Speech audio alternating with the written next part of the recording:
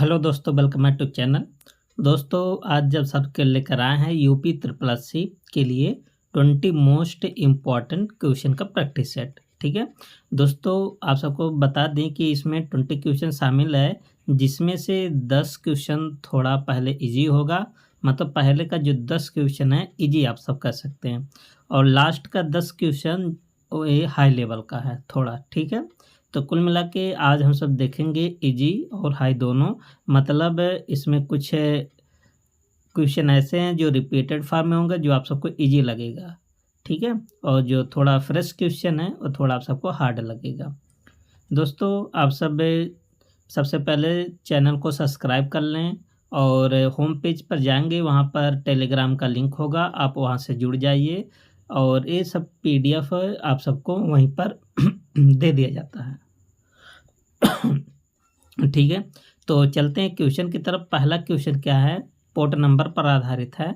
कह रहा कि SMTP प्रोटोकॉल, SMTP मतलब simple mail transfer protocol, email भेजने के लिए पोर्ट नंबर 25 का उपयोग करता है। बिल्कुल बात सही है। तो सबसे पहले SMTP कहाँ यूज होता है? ईमेल में। क्या भेजने के लिए? ईमेल को भेजने के लिए। और इसका पोर्ट नंबर कितना होता है? 25। बिल्कुल बात सही है। कह रहा कि HTTPS एक सुरक्षित कनेक्शन के लिए पोर्ट नंबर 80 का उपयोग करता है। देखिए, HTTP मतलब hyper text transfer protocol secure, सुरक्षित कनेक्शन के लिए होता है। ठीक है, लेकिन इसका पोर्ट नंबर 80 नहीं होता है, बल्कि कितना होता है? 443 होता है, 443 होता है। तब 80 किसका होता है? ये 80 होता है HTTP का होता है पोर्ट नंबर 80, जबकि HTTPS का होता है, सिक्योर वाले के लिए होता है 483। ठीक है, तो दूसरा आपका गलत होगा, जबकि पहला क्वेश्चन केवल, पहला स्टेटमेंट केवल क्या हो जाएगा? सही हो जाएगा। ठीक है, तो आप सब यहाँ पर देख भी सकते हैं कि SMTP का डिफ़ॉल्ट पोर्ट नंबर कितना? 25, और HTTPS का पोर्ट नंबर कितना होता है? 443, और 80 किसका होता है? HTTP का, हाइपर टेक्स्ट ट्रांसफ़र प्रोटोकॉल का। क्वेश्चन नंबर 2 क्या है? देखिए, कह रहा कि ट्रोजन हॉर्स खुद को वैध प्रोग्राम के रूप में प्रस्तुत करता है। बिल्कुल बात सही है। आप सबको ट्रोजन हॉर्स के बारे में बहुत बार बताए हैं। ठीक है, ये क्या करता है? एकदम आपको लगेगा कि एकदम ओरिजिनल प्रोग्राम है, लाभदायक है, लेकिन जैसे आपके सिस्टम में प्रवेश करता है, पूरे फाइल को ख़राब कर सकता है। ठीक है, और वार में हमेशा किसी होस्ट प्रोग्राम पर निर्भर करता नहीं। आप सबको जब वायरस पढ़ा रहे थे तो उसमें बताए थे कि वार में को किसी भी प्रकार की होस्ट फाइल की या होस्ट प्रोग्राम की ज़रूरत नहीं पड़ता है, सेल्फ रेप्लिकेट होता है। ठीक है, तो दूसरा यहाँ भी गलत है, तो केवल पहला सही है, जो कि आप सब कौन सा ऑप्शन लगाएंगे? ऑप्शन ए लगाएंगे। ठीक है, तो यहाँ पर देख सकते हैं आप सब दिया भी। देखिए, ट्रोजन हॉर्स वैध दिखने वाला एक हानिकारक प्रोग्राम होता है, और वार में स्वतंत्र रूप से फैल सकता है। इसे किसी होस्ट प्रोग्राम पर निर्भर होने की ज़रूरत नहीं पड़ती है।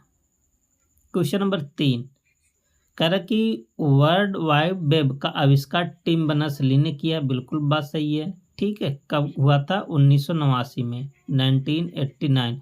और पब्लिकली इसको कब खोला गया? 1991 में, 1991 में। ठीक है, और www का पहला वेब ब्राउज़र नेटस्केप नेविगेटर था। देखिए, पहले वेब ब्राउज़र नहीं है, इसमें आप सब क्वेश्चन गलत कर सकते हैं। पहला तो सही है, देखिए एक ही स्टेटमेंट में, ये तो आसान है, लेकिन दूसरा आसान नहीं है, आप सब इसको गलत कर सकते हैं। ठीक है, जो पहला वेब ब्राउज़र था नेटस्केप नेविगेटर नहीं था, ये बाद में आया था।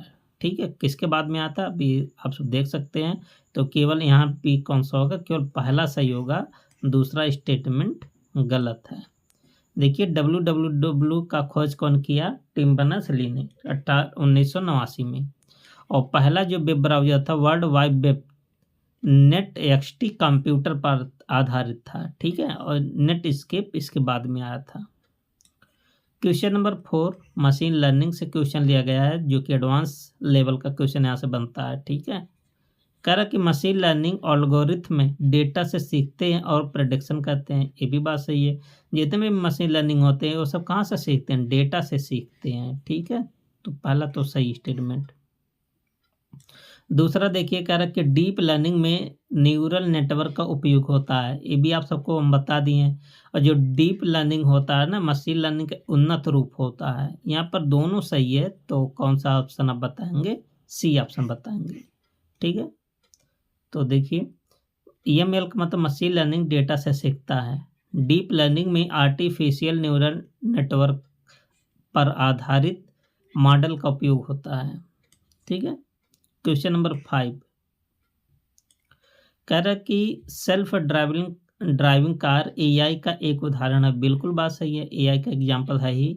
एआई केवल गेमिंग और एंटरटेनमेंट तक सीमित है, नहीं, एआई का फील्ड बहुत बड़ा फील्ड है, आने वाले समय में बहुत ज़्यादा इसका यूज होगा। तो दूसरा गलत है, जैसे एजुकेशन में भी यूज कर सकते हैं, गेम में, एंटरटेनमेंट में और रोबोटिक्स में बहुत सारा यूज इसका हो सकता है। तो केवल पहला सही है, दूसरा गलत है, ठीक है। केवल शब्द लगा दिया गया। देखिए कहाँ कहाँ एआई यूज होता है, हेल्थ केयर में, फाइनेंस में, सिक्योरिटी में, ट्रांसपोर्ट में, है ना, बहुत सारा जगह यूज होता है। क्वेश्चन नंबर 6 कह रहा कि स्मार्ट वॉच और स्मार्ट होम आईओटी के प्रमुख एग्जाम्पल है, इसके बारे में कई बार डिस्कस किए हैं, बिल्कुल बात सही है। आईओटी डिवाइस हमेशा ऑफलाइन मोड में काम करता है, क्या बात जरूरी है। आईओटी डिवाइस के लिए जैसे मान लेते हैं आपके घरों में जो भी फैन है, दरवाजा है, सब इंटरनेट से जुड़े होते हैं, तभी तो आईओटी होगा, है ना, स्मार्ट होगा। जब इंटरनेट से जुड़े होते हैं, इंटरनेट को चलाने के लिए कैसे जरूरत, बिजली की जरूरत पड़ती है, नेटवर्क की जरूरत पड़ती है, तो ऑनलाइन सेवा मोड होता है, ना कि ऑफलाइन। तो केवल पहला सही है, जबकि दूसरा स्टेटमेंट गलत है, ठीक है। देखिए आईओटी हमेशा इंटरनेट पर आधारित होता है और ऑफलाइन मोड पर नहीं, ठीक है, क्योंकि उसमें नेट की ज़रूरत पड़ती है। क्वेश्चन नंबर 7 कह रहा कि एमएस वर्ड में Ctrl+B का प्रयोग टेक्स्ट को बोल्ड करने के लिए किया जाता है, बिल्कुल बात सही है। जब आप Ctrl+B दाबते हैं, जो ऐसे पतला लिखा रहता है ना, एकदम ऐसे मोटा लिख जाएगा, ठीक है। और एमएस वर्ड में Ctrl+X का प्रयोग टेक्स्ट कॉपी करने के लिए, देखिए कॉपी करने के लिए Ctrl+C का प्रयोग होता है, ठीक है। तो दूसरा गलत है, Ctrl+X का प्रयोग कट करने के लिए किया था, कट, ठीक है। तो केवल पहला सही है और दूसरा गलत है, Ctrl+X का प्रयोग कट करने के लिए होता है, ना कि कॉपी करने के लिए होता है, ठीक है। देखिए Ctrl+B ये तो सही है, बोल्ड करने के लिए, जबकि Ctrl+X का प्रयोग कट करने के लिए किया जाता है, और कॉपी करने के लिए Ctrl+C, और पेस्ट करने के लिए Ctrl+V का प्रयोग किया जाता है, ठीक है। क्वेश्चन नंबर 8 कह रहा कि एमएस एक्सेल में शिफ्ट प्लस स्पेस, ये देखिए इम्पॉर्टेंट है, इसको आप लिख लीजिए। शिफ्ट प्लस स्पेस का प्रयोग रो को सेलेक्ट करता है, बिल्कुल बात सही है। और एक्सेल में ही Ctrl+स्पेस का प्रयोग कॉलम को सेलेक्ट, ये भी बात सही। देखिए आपको ट्रिक बताते, सी और यहाँ पर भी सी फॉर क्या लगा देना, कॉलम, और दूसरा अपने यहाँ पर एलिमिनेट आप सब कर लेना, ठीक है। तो दोनों यहाँ पर सही है, ठीक है। तो पहला भी स्टेटमेंट और दूसरा दोनों सही है। देखिए शिफ्ट प्लस स्पेस से रो और Ctrl+स्पेस से कॉलम सेलेक्ट होता है, किसमें, एमएस एक्सेल में। अगला क्वेश्चन, ये भी क्वेश्चन देखिए इम्पोर्टेंट क्वेश्चन है। कह रहा कि जीमेल में सी का प्रयोग, जो की होता है, सी की दबाने से कंपोज मेल विंडोज खुलता है, क्या बात सही है। देखिए जब तक ले आप इसको डीप में नहीं पढ़ेंगे ना, तब तक ये गलत कर देंगे। आप कहेंगे क्वेश्चन छोटा छोटा, क्वेश्चन छोटा नहीं है। आप पेपर में जब बैठेंगे ना, तो वहाँ पर जो प्रेशर होता है ना, वो बहुत ज़्यादा होता है, ठीक है। यहाँ तो आप सब हाँ वीडियो को देख लेते हैं, या एक बार जब करने के बाद भी करते हैं, तो ऐसे तुक्का भी लगा देते हैं, हो जाता है। लेकिन जब डू या डाइज की बात आती है ना, तब वहाँ दिक्कत हो जाती है। देखिए जीमेल में सी का प्रयोग के कंपोज मेल विंडोज खुलता है, बिल्कुल बात सही है, ठीक है। कह कि जीमेल में Shift+T दबाने से ट्रैश फोल्डर खुलता है, क्या बात सही है। Shift+T दबाने से ट्रैश फोल्डर खुलता है, बिल्कुल बात सही है। ये भी बात सही है। सॉरी, एक मिनट, देखिए शिफ्ट प्लस टी दबाने से ट्रैश फोल्डर खुलता है। देखिए शिफ्ट प्लस टी दबाने से ट्रैश फोल्डर नहीं खुलता। ट्रैश के लिए कोई स्पेशल शॉर्टकट की यहाँ पर नहीं है, ठीक है। तो पहला तो सही है, लेकिन सी वाला देखिए मिस्टेक, दूसरा स्टेटमेंट मिस्टेक है। तो केवल पहला सही होगा, ना कि सी वाला। देखिए जीमेल में सी कंपोज को ओपन करता है और ट्रेस के लिए कोई शिफ्ट प्लस टी शॉर्टकट नहीं। देखिए ट्रेस क्या होता है, जब कोई आप ईमेल मान लेते मैसेज आया, उसको आप डिलीट कर देते हैं तो ट्रेस में चला जाता है। ट्रेस में रहकर कुछ दिन के बाद वो अपने आप डिलीट हो जाता है, ठीक है। क्वेश्चन नंबर 10 कह रहा कि यूपीआई एक पेमेंट सिस्टम है जो IMPS पर आधारित है। बिल्कुल बात सही है। कह रहा कि मेश टेक्नोलॉजी पर हर नोड सभी नोड सीधे जुड़े होते हैं। क्या बात सही है? देखिए, तो क्या मेश टेक्नोलॉजी में हर नोड सभी नोड से सीधे जुड़े होते हैं? ये भी बात सही है, ठीक है। तो यहाँ पर कौन सा होगा? दोनों सही।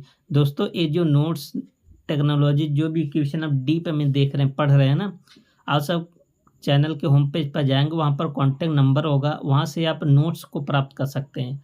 यूपीजी के और कंप्यूटर के डिटेल में नोट, जो भी एडवांस लेवल का एकदम अपडेटेड नोट्स है, आज तक भी अपडेटेड है। जो भी एग्ज़ाम होता है उस एग्ज़ाम को ध्यान में रखते हुए उसमें हमेशा कुछ ना कुछ जोड़ा ही जाता है, पहले से ऑलरेडी जोड़ा हुआ है। जैसे और मान लेते कोई चीज़ नया पूछ लिया, ठीक है, वो भी उसमें इंक्लूड कर दिया जाता है।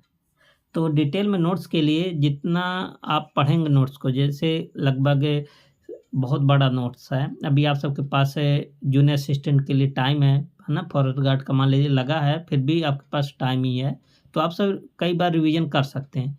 जो कि हम आपको बता दें 13-14 नंबर, तो अगर आप उसी को पढ़ लेंगे, बार बार आप पढ़िए, इसको प्रैक्टिस कीजिए यूट्यूब पर, फिर इसका आप सब PDF को रीड कीजिए, तो इतना क्वेश्चन तो आएगा। अगर कंप्यूटर का लेवल थोड़ा लो करता है तो आप सब 14-15 भी पहुंच सकते हैं, ठीक है। जैसे VPO का था, उसमें कंप्यूटर का लेवल थोड़ा डाउन था हर एग्जाम की अपेक्षा, ठीक है। तो इस तरह से क्वेश्चन आप सब आराम से अटेम्प्ट कर सकते हैं नोट्स के माध्यम से। देखिए यूपीआई IMPS इंफ्रास्ट्रक्चर पर आधारित है और मेश में हर नोड से जुड़ा होता है। मेश टेक्नोलॉजी आप सब नोट्स में है। जो भी स्टूडेंट लिए ना, बार बार यही पूछते हैं कि सर 2 बार 3 बार पढ़ चुके हैं। आप सबको बता दें कि जब तक ले आपका एग्ज़ाम नहीं हो रहा तब तक ले आप नोट्स को पढ़ते रहें, ठीक है। और आप सब फीडबैक बताते रहें कितना आप सबका क्वेश्चन सही होता है, ठीक है। अच्छा लगता है जब आप सब बताते हैं। देखिए कह रहा कि DNS मतलब डोमेन नेम सिस्टम सर्वर मुख्य रूप से UDP मतलब user datagram program port number 53 का उपयोग करता है, लेकिन कुछ मामलों में TCP पोर्ट नंबर 53 का भी प्रयोग होता है। देखिए अब 10 क्वेश्चन नंबर के बाद थोड़ा डिफिकल्ट मिलेगा, ठीक है। तो पहला तो सही है, FTP मतलब file transfer protocol control connection port number 22 पर चलता है और डेटा कनेक्शन पोर्ट नंबर 21 पर चलता है। क्या बात सही है? तो दोनों सही है, ठीक है। दोनों क्वेश्चन एकदम दोनों नहीं सही। तो पहला देखिए यहाँ एक गलत कर दिया है। देखिए यहाँ गलत क्या कर दिया, डेट ये तो सही लिखा है, फाइल का FTP का पोर्ट नंबर 22 तो होता है, तो बात सही है, लेकिन यहाँ पर मिस्टेक कर दिया, जो कि आप सब भी बहुत ध्यान से देखेंगे तो आप सबका सही होगा, ठीक है। डेटा कनेक्शन का पोर्ट नंबर 21 नहीं होता, बल्कि कितना होता है, 20 होता है, ठीक है। क्योंकि देखिए एक स्टेटमेंट में 2 क्वेश्चन डाला है, तो 2 स्टेटमेंट 4 क्वेश्चन आपका ऐसे बन गया। देखिए इसका ये बन गया 22 वाला, फिर यहाँ पर 21 वाला। तो जो क्वेश्चन को कठिन एग्जामिनर करता तो ऐसे क्वेश्चन डालता, बहुत बारीक से बजाता है। तो डेटा का जो कनेक्शन का पोर्ट नंबर कितना होता है, 20 होता है, ना कि 21 होता है, ठीक है। तो केवल पहला सही होगा, और इसी प्रकार हम भी थोड़ा मिस्टेक ही कर दिए थे, ठीक है। देखिए DNS समानता UDP पोर्ट नंबर कितना होता है 53 पर काम करता है, लेकिन जोन ट्रांसफ़र आदि में TCP/IP जो ट्रांसमिशन कंट्रोल प्रोटोकॉल है AB पोर्ट नंबर 53 का उपयोग करता है। देखिए दोनों कभी-कभी कंडीशन में दोनों एक ही पोर्ट नंबर पर काम करते हैं। फाइल ट्रांसफ़र प्रोटोकॉल का पोर्ट नंबर कितना होता है 21 होता है, ठीक है। और डेटा पोर्ट कितना होता है इसका पोर्ट नंबर 20 होता है, ना कि 21। यहाँ पर भी देखिए FTP का यहाँ 22 लिखा ना, तो यहाँ पर कितना रहेगा 20, ठीक है। सॉरी 20 नहीं 21 रहेगा। इसका पोर्ट नंबर कितना होगा 21 होगा, इसका पोर्ट नंबर कितना होगा 20 होगा, उल्टा लिख दिया। अगला क्वेश्चन, पॉलीमॉर्फिक वायरस अपनी कॉपी बनाने के बाद सिग्नेचर को बदल देता है, जिससे एंटीवायरस को पकड़ना कठिन हो जाता है। क्या बात सही है? क्या पॉलीमॉर्फिक वायरस ऐसा करते हैं? तो पहला तो बिल्कुल सही कह रहा है, ठीक है। पॉलीमॉर्फिक वायरस ऐसा करते हैं। एक क्या करते हैं, कॉपी जब कर लेता है तो अपना सिग्नेचर को बदल देता है, जिसके माध्यम से एंटीवायरस को पकड़ना थोड़ा कठिन हो जाता है। और मल्टीपल वायरस केवल फाइल इन्फेक्टर कैटेगरी में आता है और बूट सेक्टर पर प्रभाव नहीं डालता है। ये बात गलत है, इस पर भी प्रभाव डालता है, ठीक है। तो केवल पहला सही होगा जो कि ए ऑप्शन है। तो एक्सप्लेन देख सकते हैं, पॉलीमॉर्फिक वायरस हर कॉपी में कोड बदल देता है और मल्टीपल वायरस फाइल इन्फेक्टर और बूट सेक्टर दोनों को प्रभावित करता है। क्वेश्चन नंबर 13 कह रहा कि पहला वेबसाइट 1991 में CERN पर टिम बर्नर्स-ली द्वारा बनाया गया। क्या 1991 में बना? और HTTP/2 प्रोटोकॉल 2000 में W3C द्वारा जारी किया गया था। क्या बात सही है? तो देखिए ऐसे जब क्वेश्चन आते हैं, ठीक है, तो इस टाइप का क्वेश्चन थोड़ा डिफिकल्ट होते हैं। तो पहला तो सही है टिम बर्नर्स-ली ने किया था, तो पहला तो सही है। लेकिन जो HTTP hypertext transfer protocol 2 protocol है 2000 में, 2000 नहीं रहेगा, ठीक है, ये गलत लिखा है, 2015 रहेगा। तो केवल पहला सही है, जबकि दूसरा क्या होगा गलत होगा। देखिए पहला वेबसाइट info.cern.ch 1991 में था, ठीक है। HTTP/2 IETF द्वारा 2015 में जारी किया गया था। क्वेश्चन नंबर 14 मशीन लर्निंग पर क्वेश्चन आधारित है। देखिए थोड़ा डीप में क्वेश्चन है। कह रहा कि सुपरवाइज लर्निंग में इनपुट और आउटपुट दोनों डेटा उपलब्ध होते हैं। क्या बात सही है? बिल्कुल बात सही है। एक होता है unsupervised, unsupervised, semi supervised, reinforcement, ठीक है। और अनसुपरवाइज लर्निंग में मॉडल हिडन पैटर्न सीखता और क्लस्टरिंग जैसे टास्क करता है। ये भी बात सही है। तो यहाँ पर दोनों बात सही लिखा है, तो कौन सा आंसर आपका होगा? सी आंसर होगा, ठीक है। देखिए सुपरवाइज लर्निंग में कौन सा डेटा यूज होता है? लेबल डेटा यूज होता है, और अनसुपरवाइज लर्निंग में बिना लेबल डेटा यूज होता है, ठीक है। ये भी क्वेश्चन आप सबसे बीपीएम तो एकदम सब पूछ लिया था। आगे क्या है कि natural language processing NLP AI का वह भाग है जो कंप्यूटर विजन से संबंधित। क्या कंप्यूटर विजन से संबंधित है? नहीं, तो पहला गलत है। AI आधारित रिकमेंडेशन सिस्टम जैसे नेटफ्लिक्स हो गया, अमेजन, यूजर बिहेवियर को एनालिसिस करके सजेशन करता है। बिल्कुल बात सही है। जैसे आप सब यूट्यूब खोलते होंगे ना, कोई एजुकेशन वीडियो जब आप सर्च करते हैं तो उसके पीछे नीचे बहुत सारे एजुकेशनल वीडियो आते हैं, ठीक है। जैसे आप कोई मान लेते हैं कोई सॉन्ग सर्च करते हैं तो उसके नीचे बहुत सारे सॉन्ग रिकमेंड आप सबको करते हैं देखने के लिए, ठीक है। तो AI आधारित फीचर सही करता है। तो केवल दूसरा सही है, पहला गलत है। तो ऑप्शन आप सब क्या बनाएंगे? ऑप्शन बी बनाएंगे, ठीक है। तो देखिए NLP मतलब ह्यूमन लैंग्वेज प्रोसेसिंग होता है, जैसे टेक्स्ट हो गया, स्पीच हो गया, ये सब पहचानने के लिए यूज होता है।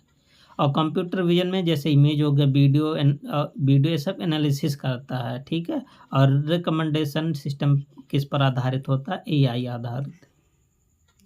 क्वेश्चन नंबर 16 कह रहा है कि स्मार्ट ग्रिड IoT मतलब इंटरनेट ऑफ थिंग्स। एक होता है डबल IoT, इसका प्रयोग इंडस्ट्री में होता है, इंडस्ट्रियल इंटरनेट ऑफ थिंग्स एक एग्जाम्पल है जो रियल टाइम में बिजली वितरण को नियंत्रित करता है। बिल्कुल बात सही है। आईओटी डिवाइस हमेशा पोर्ट नंबर IPv4 एड्रेस का उपयोग करता है, क्योंकि IPv6 जो IPv6 आईओटी में अप्रासंगिक ऐसा नहीं होता। IPv6 से आप जानते हैं IPv4 का ही उन्नत रूप होता है। ठीक है, तो दूसरा गलत है, केवल पहला आपका स्टेटमेंट सही है। अच्छा, IPv4 और एक कितने बिट का एड्रेसिंग देता है 32, एक कितने का देता है 128। तो सबसे ज़्यादा यूज यही होता है आजकल। ठीक है, देखिए आईओटी में smart grid, smart city, smart home सभी एग्जाम्पल हैं। ठीक है, IPv6 आईओटी के लिए बहुत महत्वपूर्ण है, क्योंकि एड्रेसिंग इसमें बड़ा होता है। कितना होता है 128, उसका तो केवल 32 का ही होता है IPv4 का। अगला क्वेश्चन क्या है, देखिए MS वर्ड से है। कह रहा है कि MS वर्ड में Ctrl+Shift+N दबाने से नॉर्मल स्टाइल लागू होता है। बिल्कुल बात सही है, इंपॉर्टेंट शॉर्टकट की है। MS वर्ड में Alt+Shift+D दबाने से करंट डेट इंसर्ट करता है। ये भी बात सही है। तो दोनों यहाँ पर सही लिखा है, जो कि आंसर होगा C। ये दोनों शॉर्टकट की आप सबको याद होना चाहिए। Ctrl+Shift+N नॉर्मल स्टाइल लागू होता है, और Alt+Shift+D से करंट डेट इंसर्ट होता है।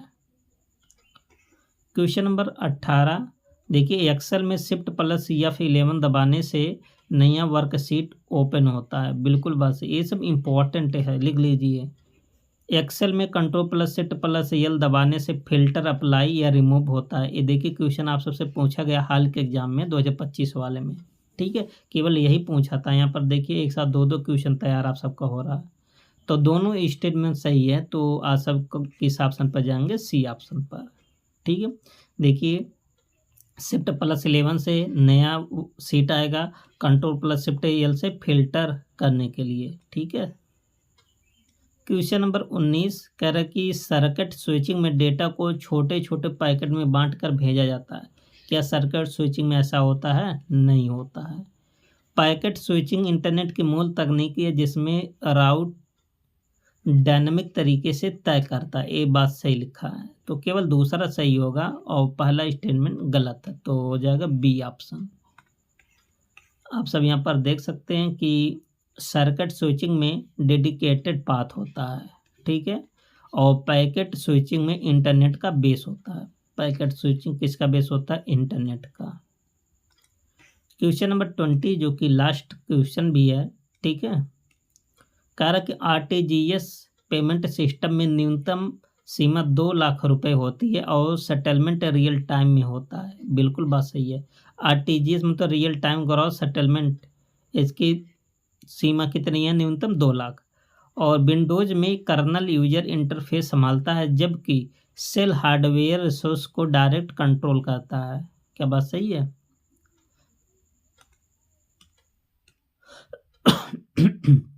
तो देखिए ए वाला तो पहला तो सही है, लेकिन दूसरा आपका गलत है, तो केवल पहला सही होगा। ठीक है, आप सब यहाँ पर देख भी सकते हैं RTGS की न्यूनतम सीमा 2 लाख है और रियल टाइम सेटलमेंट पर आधारित है। ठीक है, कर्नल क्या होता है? हार्डवेयर कंट्रोल करता है, और सेल क्या करता है? यूजर इंटरफेस को कंट्रोल करता है।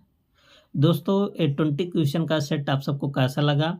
आप सब अपनी राय को कमेंट बॉक्स में ज़रूर बताएं, और वीडियो को आप सब शेयर ज़रूर करें। ठीक है, और मिलते हैं नेक्स्ट प्रैक्टिस